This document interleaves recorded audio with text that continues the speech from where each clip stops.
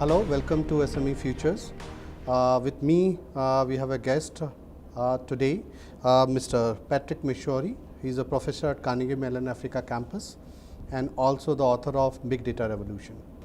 So far, the biggest players in big data, like you were saying, are all based in Western economies, and they have sound business strategies around data.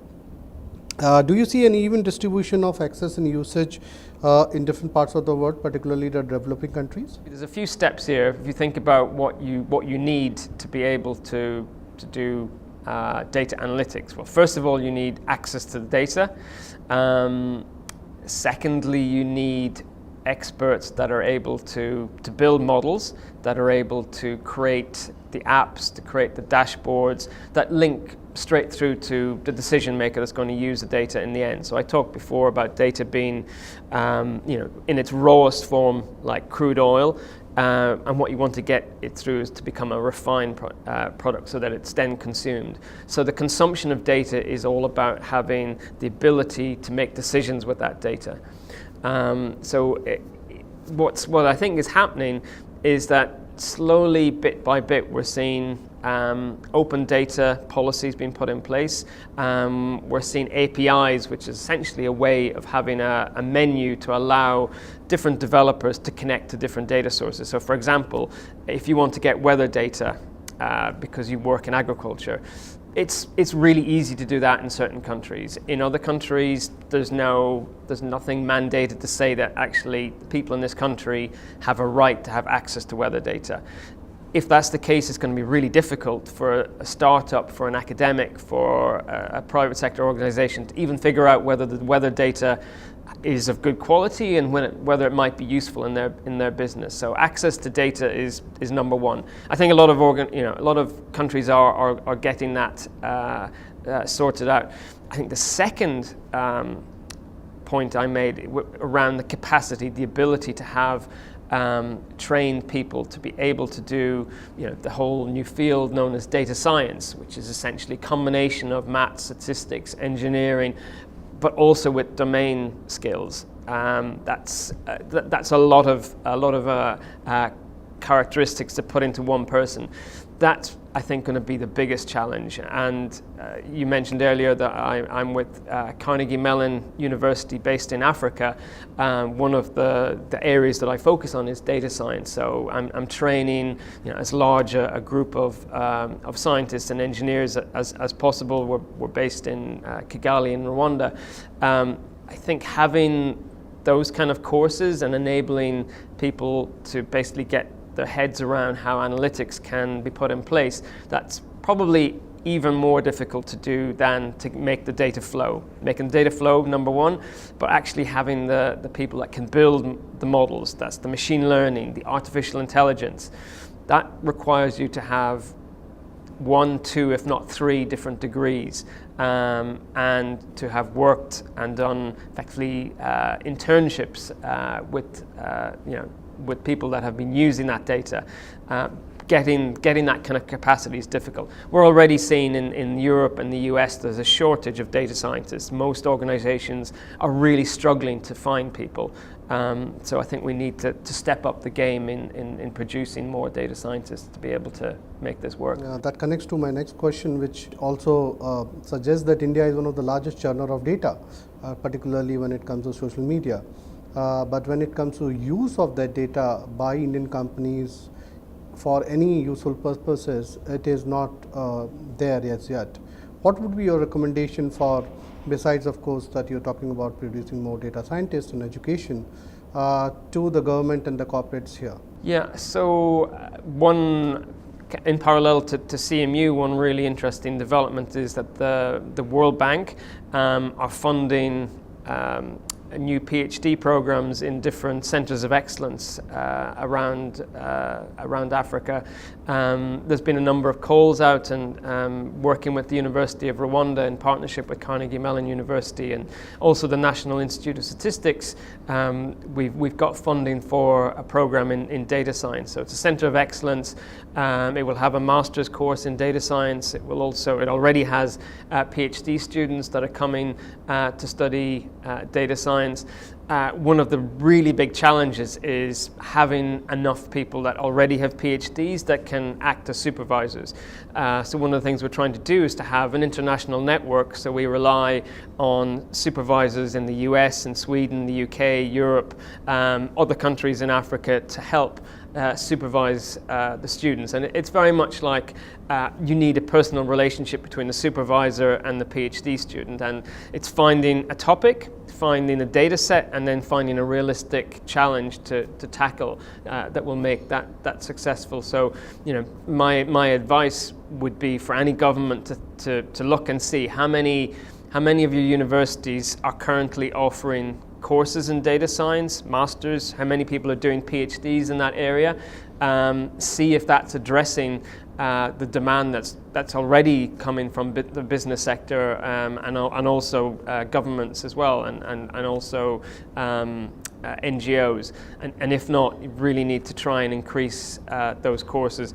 In parallel, I think it's really important to have short courses so that practitioners that are already in business that aren't going to be able to take a year, 2 years, 3 years off, that maybe that they could do crash courses over a week, 2 weeks, so at least that they can get as much of that information and to be able to understand how data science works, and also maybe to be able to manage data science projects. So you might not need to have all of the skills yourself, but you need to be able to figure out how to put together a team that would be able to do that.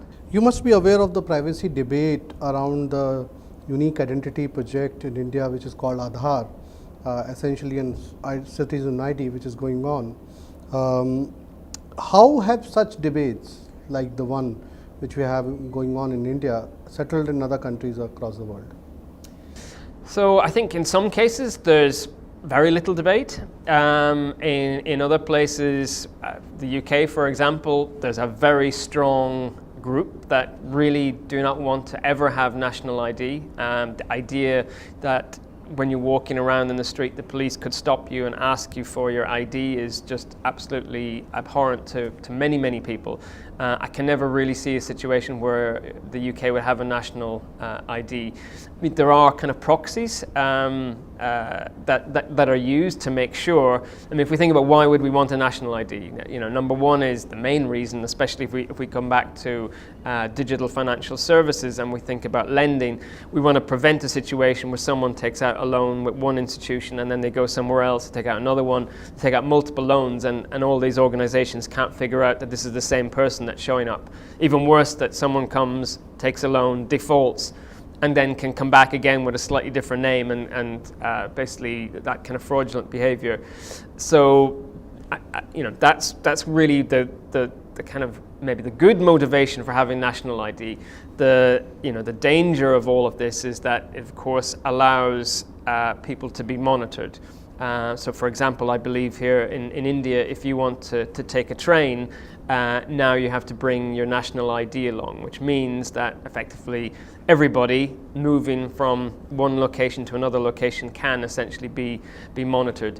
So it's one thing to have a financial risk management motivation. It's another thing when it becomes used as a tool for monitoring the movement of people, because then individuals and exactly where they are, what they're doing, moves into a slightly different space. So there's it's trying to weigh up the pros and the cons of doing this, and it's again I think trying to find a compromise. And every country I know will eventually come to some compromise if there's enough debate and enough discussion around that. And the technology, of course, doing biometrics, grabbing as much information as you can. It seems to be a very sensible thing to do, and it's great if government hold that data and no one else can get their hands on it. That's wonderful.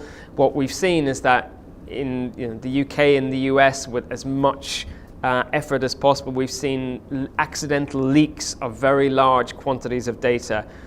by civil servants accidentally leaving computers on trains, for example.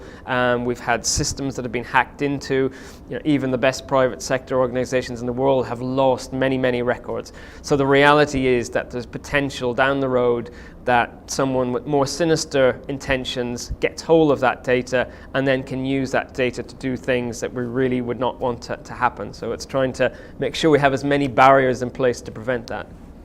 And since you were mentioning about the same thing, barriers to prevent that, one, and the UK example says that the Civil Liberties Group, which doesn't even allow it into existence, like what has come into existence in India, probably one of the wrong users could be the government as well. Yeah, so there's no doubt that obviously trust in government varies tremendously country by country. So how much debate, how much awareness there is about what this data could actually be used for. It's all about the benefits versus the risks. Obviously, the costs of implementing such a system is really important as well. So I think all of this needs to be out in the open, and I think unfortunately a lot of these things are just they're rushed ahead, and it's kind of afterwards that people start thinking, ooh, okay, there's a real problem here. It's like the 87 million people whose profiles have been basically stolen by Cambridge Analytica through a very complicated process involving Cambridge University. Those Facebook users would never have imagined that their data was going to be used in that way. They never gave permission for the data to be used in that way. You just need to ask them how they feel about that. If that has made them think about Facebook in a very different light, and clearly it has.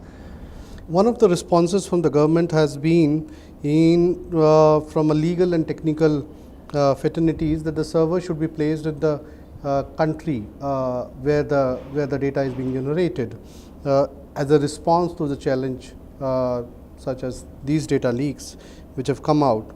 How do you see this debate having impact on the idea of internet and an open world, which is what the digital revolution is all about? Yeah, so the internet clearly transcends country boundaries. That's one of the wonderful things about it, that information and knowledge is shared across the entire planet.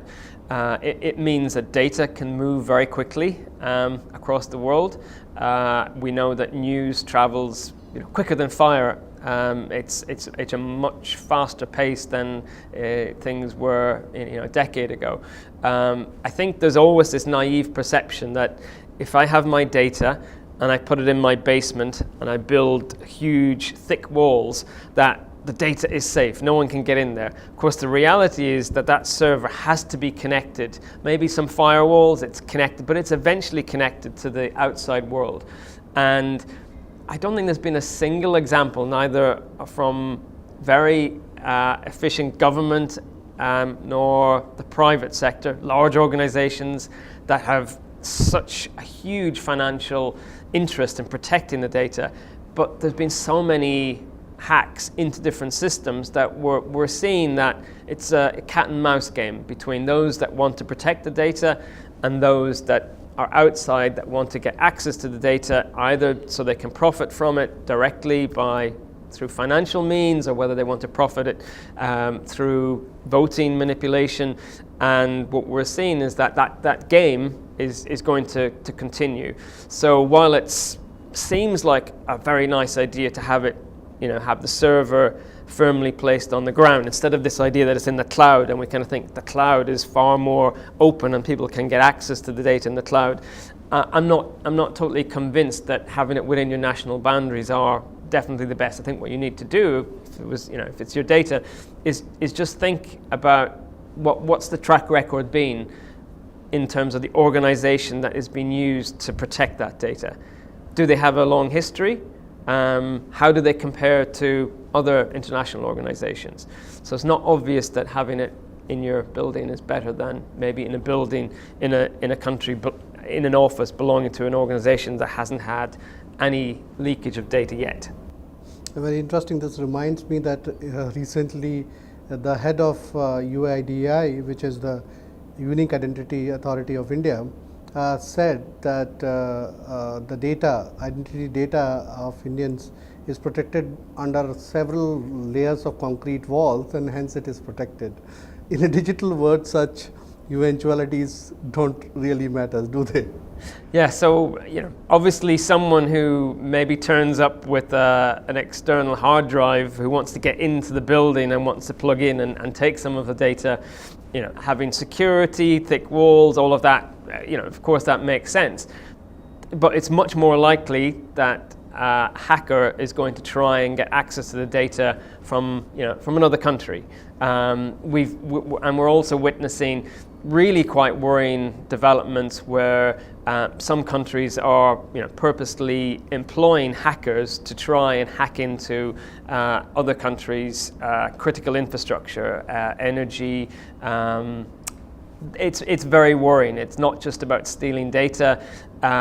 What's happened over time is that we've all become much more reliant on IT to make everything work. So it doesn't take very much to bring down entire systems, entire networks. I think we're operating in a very fragile environment because we've been kind of pushed to make things work as efficient as possible and as cheaply as possible. And often it's the risk management that kind of takes the basically is on the back burner. It's not on the forefront.